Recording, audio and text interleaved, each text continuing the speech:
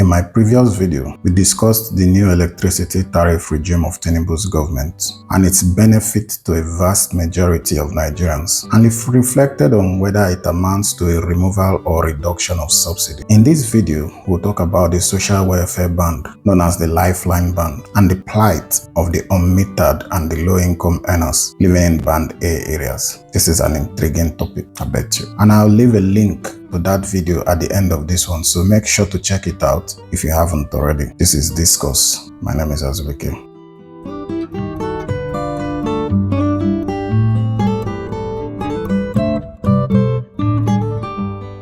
The subsidy reduction measure put in place will reduce financial burden on government to the tune of 1.4 trillion naira per annum by halting subsidy payments to about 15% of its 12 million customers, meaning that the amount charged these customers will now reflect the actual cost of power consumed. These customers were designated as Band A customers. Sadly, the story is not as simple as it sounds, so let's dig in.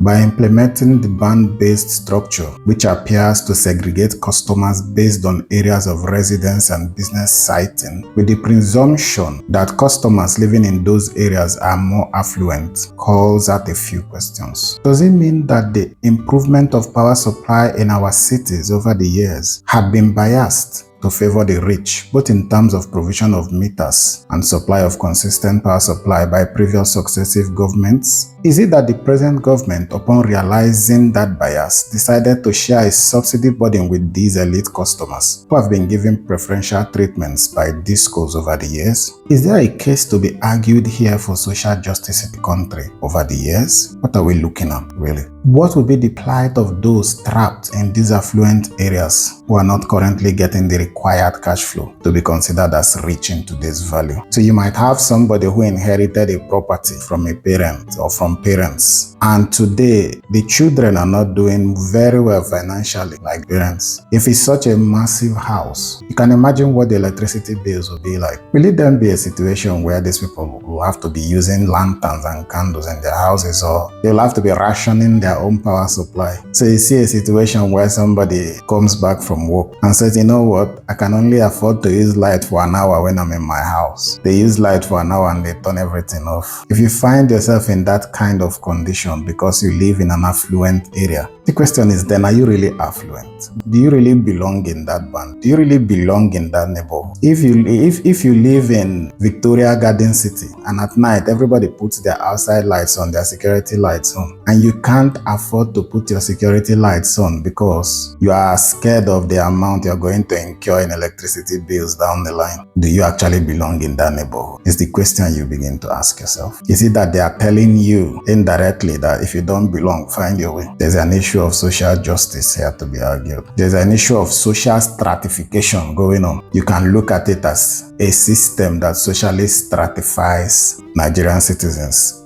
based on where they live, based on how rich they are perceived to be. There are people in Band A areas that have not been metered. The fact that being metered is a condition for classifying an area or a feeder as Band A does not necessarily translate to the fact that all these customers have been metered. It's true that that's a commitment that was placed on the distribution companies, but what is the chance that everybody has been metered? So if there are a few that have been left out for one reason or the other that have not been metered yet, what is going to be their situation? Imagine not being metered in a Band A neighborhood. What are they going to do? Okay, let's talk about the lifeline tariff class that we left out in our previous video. The lifeline tariff is specifically aimed at low-income residential customers. It provides a subsidized rate for certain amounts, not more than 50 kilowatt hour a month of electricity consumption. And the goal is to ensure that basic electricity needs are met for vulnerable households. Okay, we'll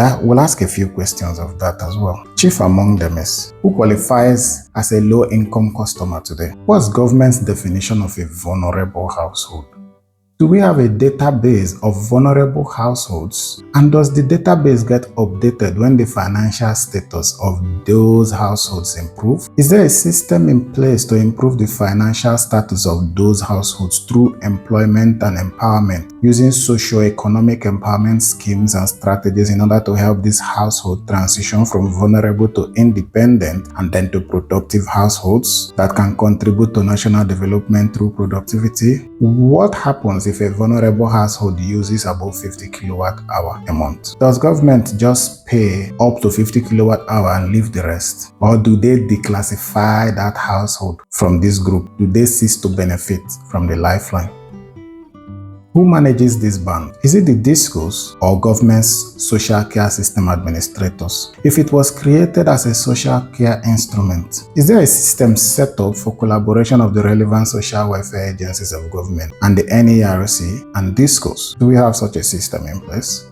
Chief, also, we're going to talk about is the issue of corruption. So let's look at a few scenarios. What if agents of the distribution companies use this lifeline tariff ban to cover their families, their friends, and their benefactors from paying the real tariff for where they live? What if they start to collect money from metered customers to place them in that band and then have these customers pay the agents stipulated amount of money directly monthly? So somebody can come and say, well, you pay me 20,000 naira every month. I'm going to make sure I put you in the lifeline band. So they put you in the lifeline band and maybe you pay the person 20 or maybe 100,000 every month. Such arrangements can be made if no proper monitoring is done. So what checks and balances have been put in place for the execution of this social welfare instrument by government? Because that's what this is. It's a social welfare instrument, but then it can become something else. It can become a backdoor for serious corruption in that system. You discover that people that have no business being in the lifeline band end up in the lifeline band. They use the lifeline band to collect money from people and put them there. And then the distribution companies or some of their staff might take the money. Now, I'm not saying this is something that is going to happen. I'm saying this is something that if we don't ensure that this particular band is strictly monitored and regulated by relevant executors of government social welfare program, it's going to be seriously abused, definitely. But what can we do? At this point in time, we'll say distribution companies should leverage on the new price regime to enlighten their customers on the lower bands, to let them know that their prices are dropping. Free meter distribution should also be intensified, given the additional resources available. What we heard initially when the price increase happened was 225 and people were going bananas. Why was it not communicated properly that actually we are getting a price drop? If government agents and the Discourse did a better job at public sensitization, it wouldn't have generated the ripples that generated in the news. NERC should rigorously regulate the industry and make sure the Discourse keep their obligations. This is on the presumption that Discourse were duly consulted and that the new price structure was arrived at through collaboration. Because if not, it's going to be a case of cat and mouse, where the Discourse are busy doing all they can to circumvent their obligations and avoid their liabilities. This can result in a lot of litigation and actually can result ultimately in the failure of government's well-intended policy. If you don't have the Discourse working side by side with the regulators, how are they going to achieve whatever it is that they want to achieve? So now you've said you must do this, you must do that, you must all these provisions that were made. I want to believe that the Discourse were parties to those discussions. Because if they were not, or if they did not agree to most of these, then it would just be the regulators chasing Discourse down, issuing warnings upon warnings, suspensions, and then fines. And then if you look at that, it's going to be very complex, because now it's not just about the regulator and the distributor. It's now also something that involves customers who are trapped in the middle of these two systems, whose money are being taken and who require proper service to be rendered to them as agreed. So a good place to start will be sanctioning the distribution companies who wrongly classified most of their customers on band A in the first few days of April, in the first few days of implementation, because this might just be a sign of things to come. He highlights an issue of techno-economic feasibility of the new price regime, and this is a topic that we're going to discuss in my next video. We're going to look at how feasible it is to implement this new price regime from a technical point of view and from an economic point of view. We're going to look at the level of collaboration that government meeting, which is the NERC and the distribution companies had before they came up with all these changes? Did these distribution companies co-sign whatever liability and responsibility, or is it just one man telling the other person what to do? Because if that is the case, you just have Discourse running up and down, and the policy might collapse. We'll talk about how the respective distribution companies can deliver on the huge responsibilities placed on them by government. Please subscribe to the channel and hit the notification bell to get that next video itself. This is Discourse, and I'm Azubuike. Thanks for watching this video.